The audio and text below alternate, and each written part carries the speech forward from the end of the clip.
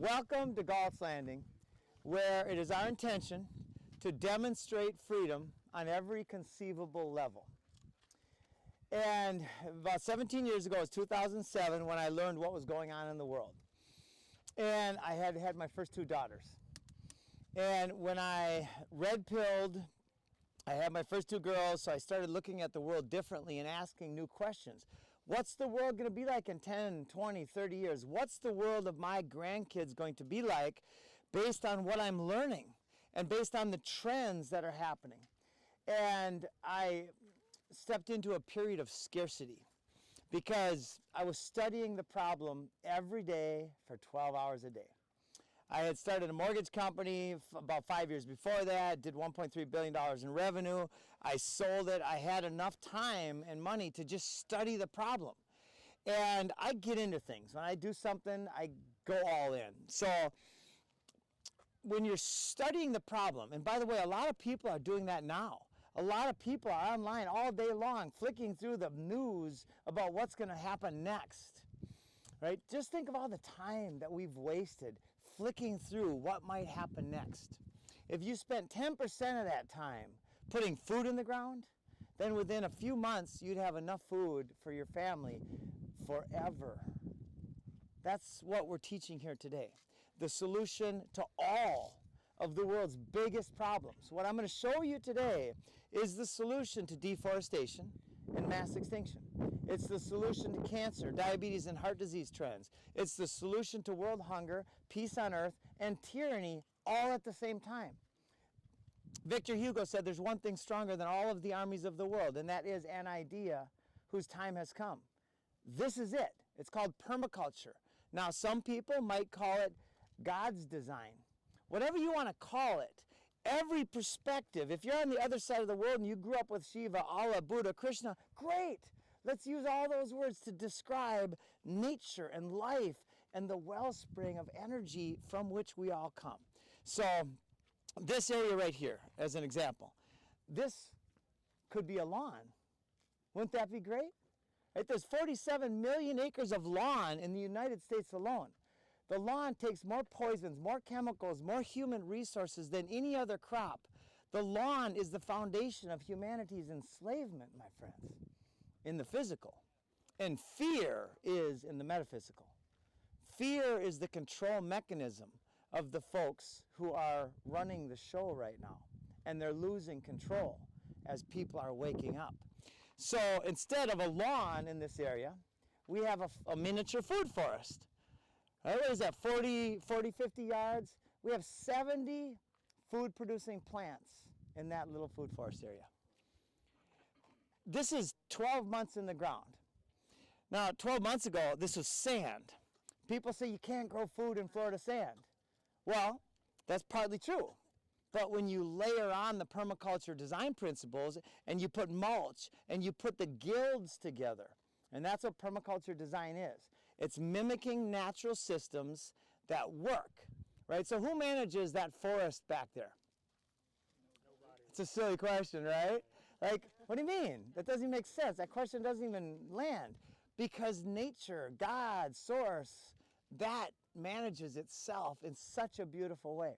So this system, we could walk away from this now that it's somewhat established, and we could come back in 30 years, and this system would be not only just a wall of food, but this system would have traveled for hundreds and even thousands of miles. They go, what are you talking about? How does that happen? Well, the birds come in, and they eat a mulberry, and they go across the lake, and they plant seeds, and now there's a new mulberry, right? The wind, the rain, the animals come in. Nature has a way of spreading. What we find ourselves witnessing today, the pendulum has swung so far towards, for lack of a better word, let's use the word evil or corruption or tyranny, right? We have used poisons and wickedness. The strategy that we are witnessing today is not an accident. Right? For those of you who think this is just dumb people doing stupid things and people are greedy and bad and all that stuff, that's a half-truth. Is it true? Yes. Is there another layer? Is there another level of truth? That's the question that I've been asking. Right? And I've looked at it from every perspective. You know, Sun Tzu wrote The Art of War. Anybody ever heard of the book The Art of War? Right? He is known as the most influential military strategist in history. He is cited by all the generals. He's the most studied military strategist in war that exists. And what is his first thing? Know thyself, know thy enemy. 1,000 battles, 1,000 victories. What does that mean?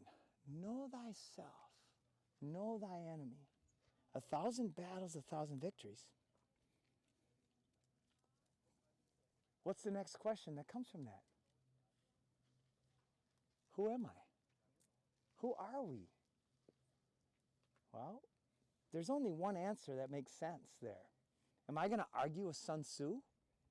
No. The only answer is that we are part of the divine. How could we not be? Right? The ego, edging God out, this illusion that we're separate from nature, from God, from source, that is the ultimate ignorance. That's the programmed ignorance. And 50 years ago, when Kissinger said, if you want to control people, control food, that was not just the ramblings of a psychopath. Who talks like that, right? Well, he was the head of the Council of Foreign Relations. He's the guy who appointed Klaus Schwab, who's now leading the World Economic Forum, right? This is a strategy that we're witnessing. So in permaculture, we learn to turn the problem into the solution. The problem at the core level is awareness of who we truly are and what we are truly capable of. And then once we get who we are and we stand in our knowing with faith and courage, which is said to be the armor of God, and I know it for sure is, then all of a sudden something happens. We create not a force field around us, but a power field, a field of exponential energy. And then at that time we learn that the most selfish thing that I could ever do. So we turn all the narratives, the narrative of greed. People say those people are just greedy. No, they're ignorant. The ultimate greed, the ultimate selfishness is to love somebody and is to serve. Because through service, there's a reciprocal nature. People want, if somebody hands you something, don't you feel like you want to hand them something back? That's what bartering is all about. That's what trading is all about, right? It's such a beautiful way of realizing that the best thing I could do for myself is to serve as many people as possible, right? So I've given up all the old ways, and I've been involved in those old ways at a pretty significant level. We did $1.3 billion worth of mortgages until I recognized that that industry was just unsustainable, right? So anyway, let's walk. This is a 12-month-old food forest, and this is just the start. This is a baby system, and it's already providing a lot of life and habitat and food. Now let's go check out a 22-month-old food forest, and you can see the exponential growth. Finished? You want a salad? Have some salad. This is a living salad bar. And who thinks that lettuce is better than that? Like, I don't. What is that? That's longevity spinach. It's a living salad bar. You don't think I'll do it? Go for it. Yeah. Imagine that with a good dressing on it. Is it good? Yeah, mix it in. So, Don't taste bad. this plant right here, in fact, Mike just told me a story. So he came for the first time in August of 2022. And tell him what happened with your sweet potatoes and stuff. You gave me a longevity spinach cutting. Yep. My longevity spinach is as big as that one, and I've propagated at least 20 branches. So that's 20 other people now that have longevity spinach. Jim gave me a sweet potato vine less than 2 feet long. We've got sweet potatoes on our table over there. I grew 100 pounds of sweet potatoes from a vine that Jim gave me in August of 22. That's exponential. A vine that big. Like, you could take a sprig of this, and all of a sudden, you've got your own living salad bar. And guess how much maintenance that is? Zero. It's zero maintenance. Like, how freaking nuts is that? Like, that's the funny part. You know, Bill Morrison said, though the problems of our world are increasingly complex, the solutions remain embarrassingly simple. Right? And the solution must scale for us to be free and secure. So people ask me all the time, because we have so much food here in the ground, what is food security? Food security is not when we have a bunch of food and everybody else is starving. Food security is when everybody has enough to eat. That's what food security is. So it's our mission to help everybody propagate. And what do we start with? Because the food supply chain is done, my friends. It's actually collapsed a long time ago, because now we don't have food. We have poisons that are wrapped up in it's all BS, right? Bad science belief systems and bullshit. None of it is real. It's meant to create dis-ease and disease, and that disease is controllable. At this area, I feel opportunity, right? This whole area was just sand. We layered it with mulch. We've put in some nitrogen fixers and some different sun hemps and stuff. But this is all going to be a resort. We're partnered with New Energy World, and we're turning this into an experiential kind of an alternative hospitality. Our intention is to bring as many people here as possible to demonstrate the solution to all the world's biggest problems. We're building a media center, a greenhouse, a CSA, a school right here where we're going to have 25 students, where the students actually grow their own food, they prepare their own food, they learn permaculture along with the basics, and they create profit centers. Because when they propagate the seeds, the plants, then the community buys those plants, so the school will be self-funded by the value that it creates for the community. And it's scalable. Everything we do is open source. Everything we do. And, by the way, capitalism, the way it's just like liberalism and all this stuff, capitalism is voluntarism. That's what it's supposed to be. When I heard a lot of podcasters lately say capitalism is the reason for all of our failures. No, fascism, socialism, corporatism. When government and business get in bed with each other, especially with BlackRock, right? BlackRock is not only the name, it is the intention of the entity that controls the world financial system. And it's run by a computer named Aladdin. Now, this is open information. Anybody can go look this up. It's all part of the same system. All roads financially lead to BlackRock, State Street, and Vanguard. So I get a call the other day from General Blaine Holt and Doc Pete Chambers. There was a document called the Declaration of Military Accountability that was crafted and signed maybe 10 days ago or 2 weeks ago. And it was signed by hundreds of top-level brass that are saying that we've been taken over. They're basically saying that we have fallen. And they asked me to consult. And I'd love to, because we have it. If they get together, when they get together, and they support this, we win the war. This is the ultimate military strategy to win the war and to just have a lot of fun. Yeah, we're building there's 6 houses. Okay, we're just going to come in here a little bit and then we'll do another chat. Yeah. When we stay with presence and pay attention, set intentions, our journeys are beautiful. All right, maybe come on in, come on a little closer. There's some folks spread out if you'd like. That is perennial peanut and another plant called dollarweed, which is they're both edible and medicinal. There's comfrey and pineapple guava. Oh, you have elderberry? Elderberry right there. Oh, Yep, really? that's comfrey. That's elderberry. That's Jamaican cherry. That's great. Yep, sugar cane, Elderberry, cold grapes. buster. So, folks, 22 months ago, there was nothing behind me but sand. Blank bed of Florida sand. We started with the worst, which is really the best possible scenario. Why is it the best? Because we're showing the world what the world thinks is impossible. Everybody, I get all these reasons. I live in Minnesota. So what? My friend in Minnesota, his food forest makes this look like a baby. He's got 300 different species, where we have so far 240 different species of edibles and medicinals. And his is 5 years old. Ours is 22 months old. You should see it. It's this epic garden where there's animals coming from all over the world that they've never been documented. Like this Russian bird, never been documented in the United States, lives in his food forest. Because it's a good place to live. Yeah. Yeah, that's one guy, Travis. Yeah. Yeah. So it's truly amazing what can be done. We're designing for mountain deserts. We're designing all over these different zones. And that's what permaculture is. It's a design science. So you take whatever you start with, and then you design in using the permaculture ethics, which are very simple: earth care, people care, and fair share.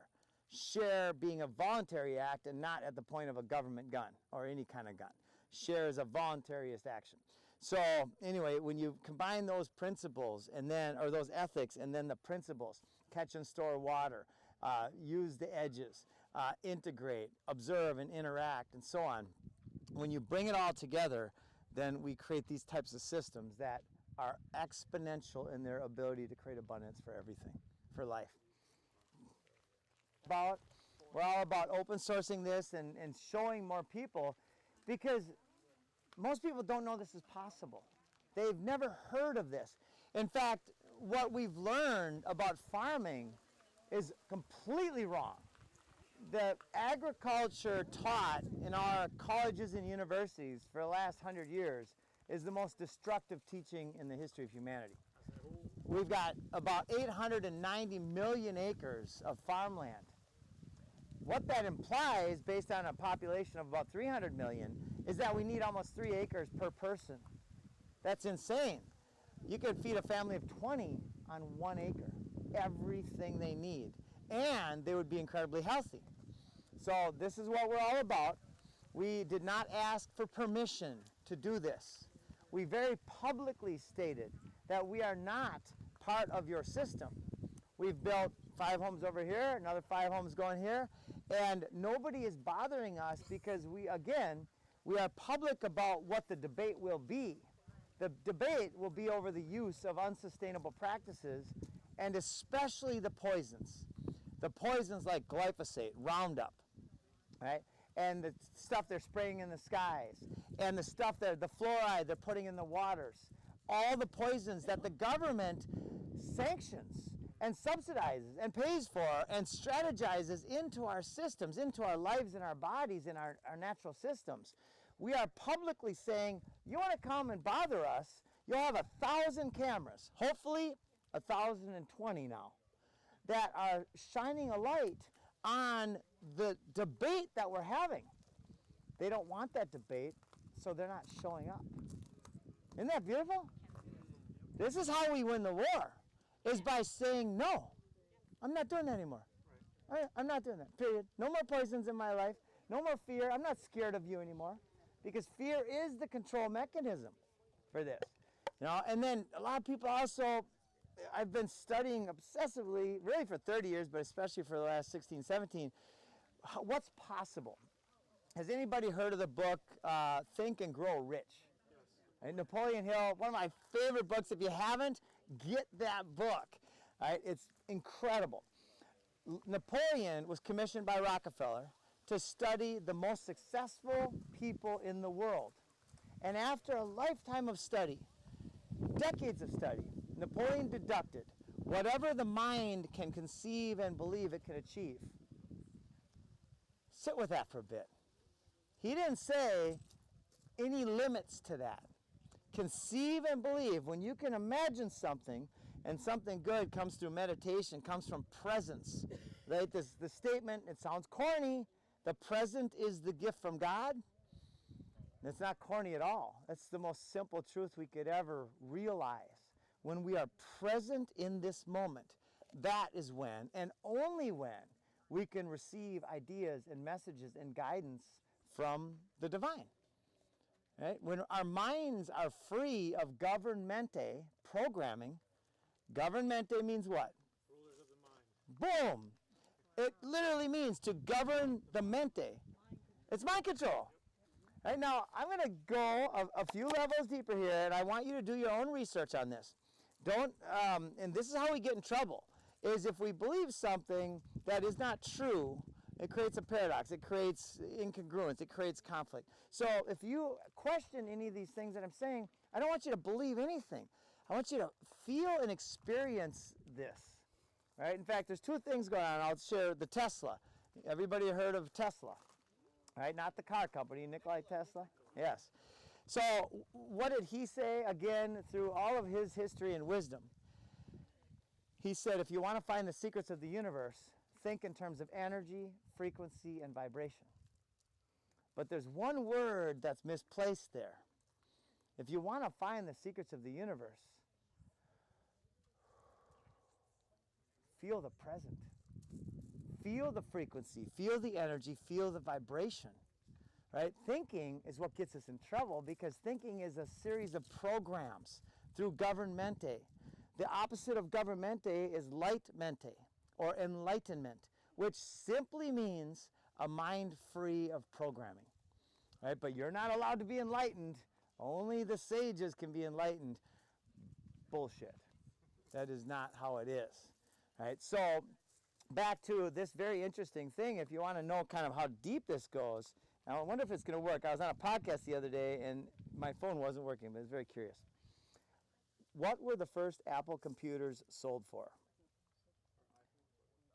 Yeah. Yeah. So the first Apple computers were sold for $666.66. Why would they choose that number? Which is exactly relevant to the mark of the beast. Which, by the way, says you cannot buy or sell goods. Everybody will affected, young and old, rich and poor, right? In general terms. Well, then why would they? And then they said it's 666 is the number of the mark of the beast, which happens to be carbon has 6 neutrons, 6 electrons, 6 protons, which is very interesting as well. So then, if you've got the apple, which is AI, this is the apple with a bite out of it. This has the combined knowledge of good and evil right in our hands. AI is the tree of knowledge of good and evil, and it's right here. Then Microsoft and Apple are the two AI companies, right? In general, they're the two big ones. Well, Microsoft came out with a patent, Microsoft patent human bodily activity and cryptocurrency. Again, do your own research. So they have a patent, and it's 2020-666, crypto systems using bodily activity data. Or activity data. Well, wait a minute. Why would they want to turn us into batteries? Why would they want to be like the Matrix and use our energy to create energy for their system, and they want this thing plugged into your hand or your forehead in a chip, right? They want to merge us with AI, the artificial. Right? I like to think of the term as GI, right? I grew up in Minnesota, so God's intelligence is the term I use.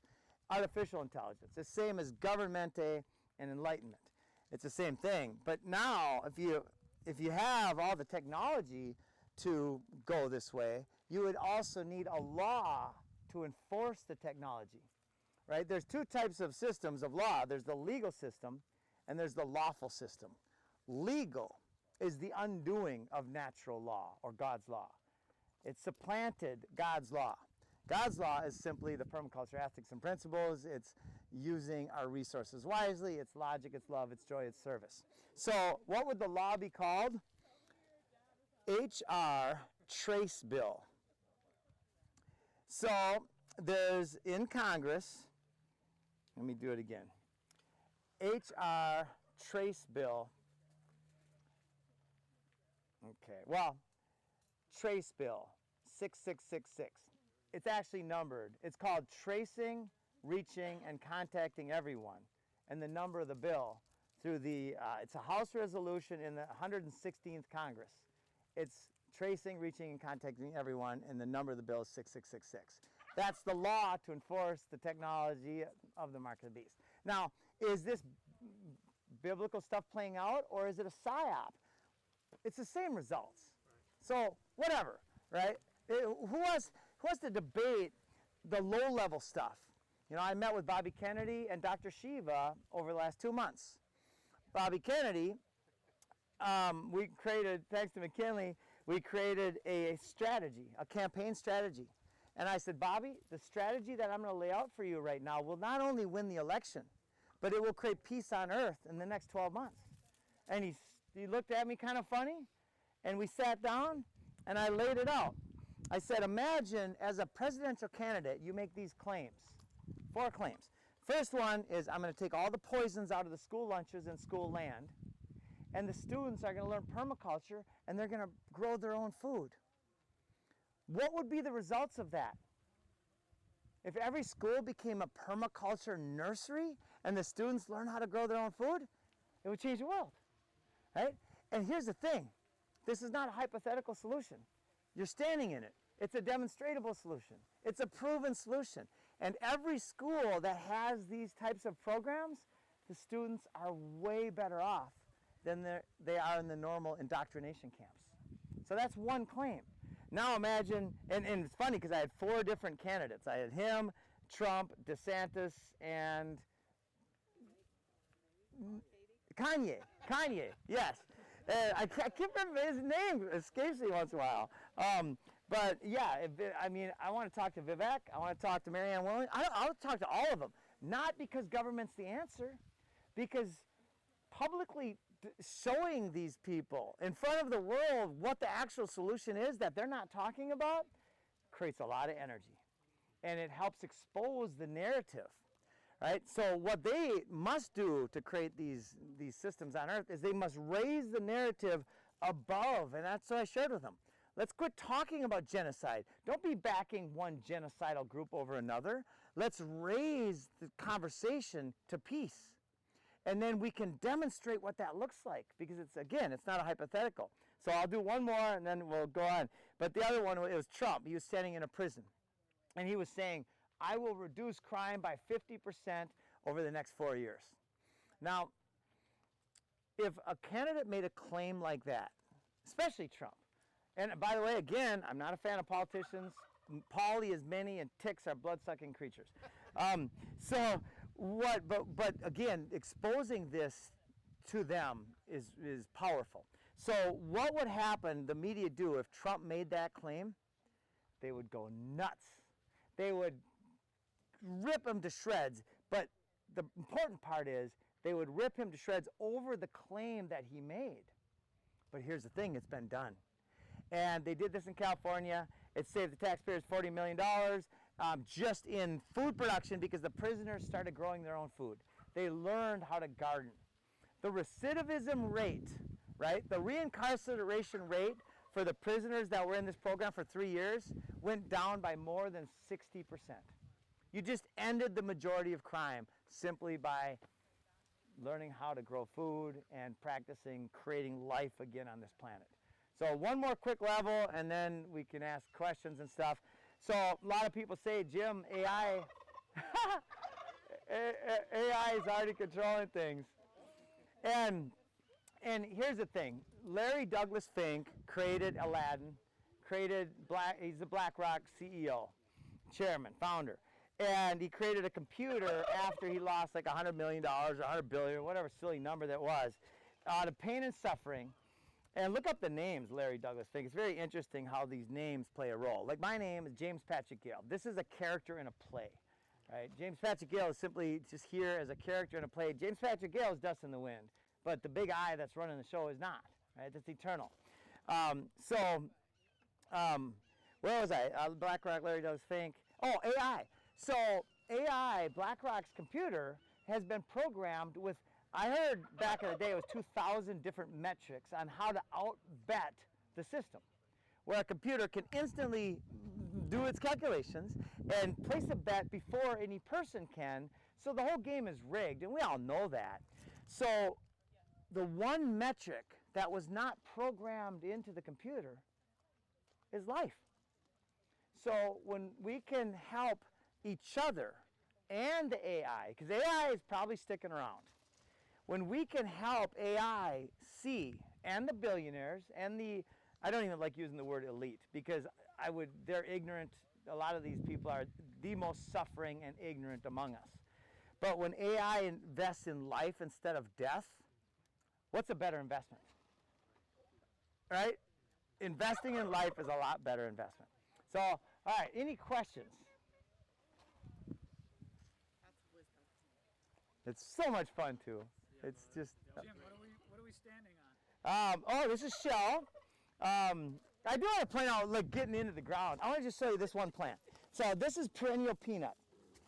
Perennial peanut is a living Band-Aid for the earth.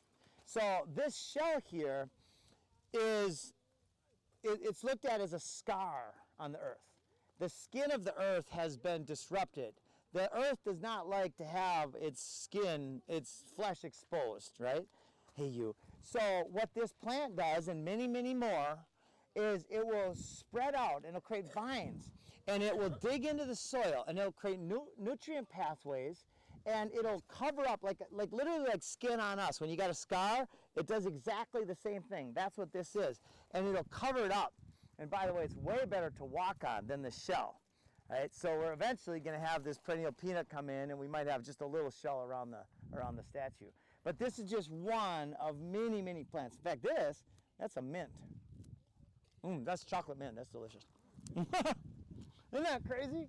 There's food everywhere. That is a chemtrail disruptor. And that's an EMF system from Essential Energy. I'll share one more brief story, since I'm going to turn around right here. So I was sitting in this the other day, and thank you, Chris and Aaron, for putting these together. Aaron's in the, he's not here, but this acts like an antenna. Do I know how it works? Absolutely not. I'm ignorant in infinite ways, right? But here's what I do know. Here's what I experienced, which is more important than what I know.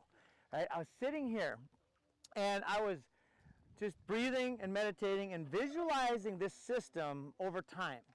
And I was seeing it turn into all these trees and plants and everything grow up. And then all of a sudden, here come the birds, here come the toucans and the parrots, and then I saw monkeys coming in. I had an animal rescue center in Costa Rica where I was able to play with monkeys with my kids. It was so epic. I love monkeys and all this other stuff. So they called me Nature Boy growing up. Go figure. And so I was imagining this coming up, and then I started asking questions. Oh my gosh, we could basically create a sanctuary here for endangered pairs, mating pairs of animals. How cool would that be? And then I started imagining pairs of lemurs and spider monkeys and mauititus all run around here. And then I started saying, well, wait a minute. We have these systems. By the way, this is a business. This is a model that is meant to scale globally to change the world, and it is. We've got them going in Africa and Thailand and Canada, the United States. We're duplicating this model all over the world because it is growing food during a food supply chain collapse is just a good investment. It's a good model on every conceivable level. So anyway, I'm sitting here imagining every one of our Freedom Farm Academies becoming a nursery for endangered species in all of the different zones. And then the idea Noah's Ark came to mind. Exactly then, I get a phone call. And I was sitting here barefoot, my phone was laying on the ground. I reached down and I just hit the red button to put into voicemail because I was busy. And I looked at the name and I was stunned to presence. It's an emotional moment. Noah was calling me at that moment. I don't know this fella. I talked to him once before for 10 minutes. He changed his name from Adam to Noah. He's on his way here now with his RV. He'll be here like in March. And he saw what we're doing and he wants to help. And I said, why did you, I call it, I got the phone and I'm like, oh, I go, oh my God, you can't believe what was just going on. Why did you call me? He said, I was just pinged to call you. It's an antenna. How, that's impossible. In a world, I'm a math guy. In a world of Newtonian physics, that is not a coincidence, right? It's not possible that is. So, my friends, I see the golden age is coming fast. It's already happened, and now it's a matter of us just being present and faith, courage, joy, love, service, and we bring it about even faster. Awesome. Let's do it. I am. Who's in?